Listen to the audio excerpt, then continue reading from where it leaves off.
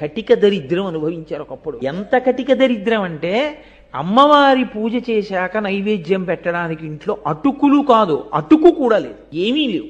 ఒకరి దగ్గరికి వెళ్ళి ఆయన చెయ్యి చాపేవారు కాదు. అందుకని ఆయన మంచినీళ్లు తెచ్చి అక్కడ పెట్టి మంచినీళ్లు నైవేద్యం చేసేవారు అమ్మవారికి. అదే ఆయన తాగేవారు. కాబట్టి మంచినీళ్లు నైవేద్యం పెట్టేవారు.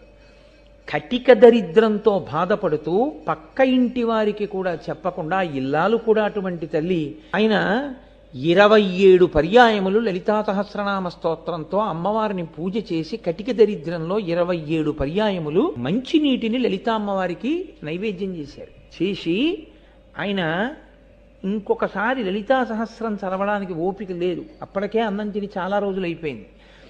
లలితా సహస్రం చదవబోయి మాగన్ను పడిపోయింది.